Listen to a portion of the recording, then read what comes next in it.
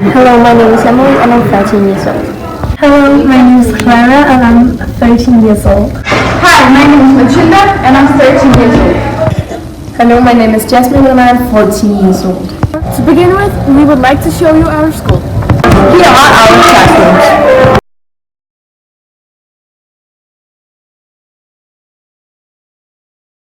And our library.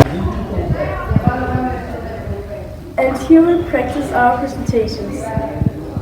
And here the whole school gathers when a new class starts or when the student council has something to say to the entire school. This is our schoolyard where we like to play catch. Here we jump on the trampolines. Here we swing on the hammocks. And in here we have our home ed kitchen, Where we learn chemistry and physics.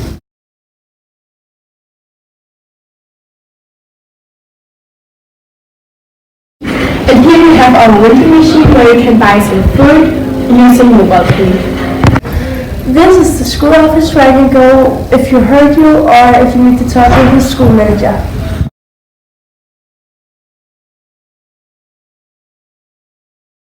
Here we pick up our computers every morning and put them back after school. This is our sink where we can get fresh water. So now I would like to talk about Denmark's history. In Denmark, we are very proud to have been Vikings.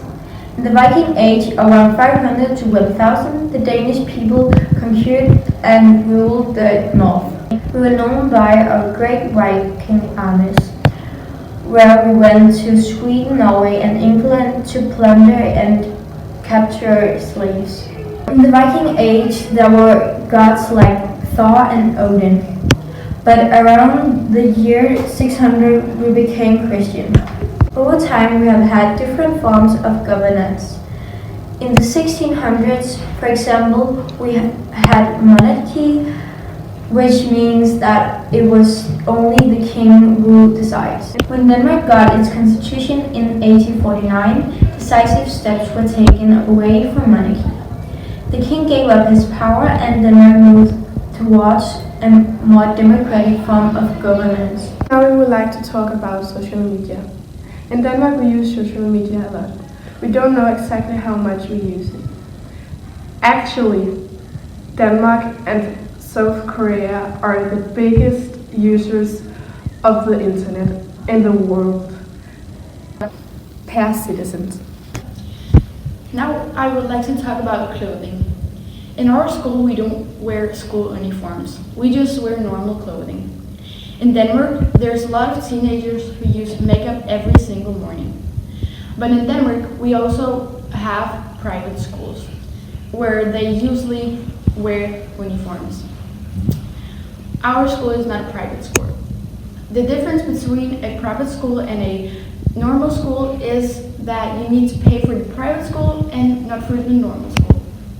Castle in Helsingør between Denmark and Sweden, where the smallest is Kronborg, laying out to the water, surrounded by a large wall. The castle has a dramatic and fascinating history, and it's definitely worth a visit. One can get Holger Danske in the Mercury tunnels deep beneath the castle. Of the sound. Kronborg's history dates back to 1420. Frederick II built the magnificent Renaissance castle we know today as a strong symbol of wealth and power. What is freedom of speech? Having freedom of speech means that you can say, write, show, play, whatever you want. Total freedom of speech means that no state or person can prevent you from saying your opinion. In Denmark, we were given freedom of speech in 1849. In this, it was stated that in Denmark, one should have the right to comment without prior control, without any authority having to approve the statement before it was made. I would like to talk about St. Olai Church. St. Olai Church is a cathedral in Helsingør. It is named after the Norwegian King Olai the Holy One. St. Olai Church was built in 12th century. Until 1819 was the church the only parish church in Helsingør. In 1819, one was divided into two parishes, where St. Olaf had one of the parishes and St. Maria had the other. St. Maria Church is right next door to St. Olaf Church. The church is in the heart of Helsingør, and the towers can be seen throughout the inner city. In the 12th century was the church just a little village church. I'm going to talk about geography. Denmark is the smallest and southernmost of Nordic countries. We are close of Germany, southwest of Sweden, and south of Norway. Denmark is seen as a Scandinavian country. West of Denmark lay the North Sea, while the Baltic Sea lay in the South Sea. Harald's first Bluetooth was one of the Viking kings. He was a very active king. He secured power throughout Denmark, conquered parts of Norway and fought against the German empire of the role of Jutland.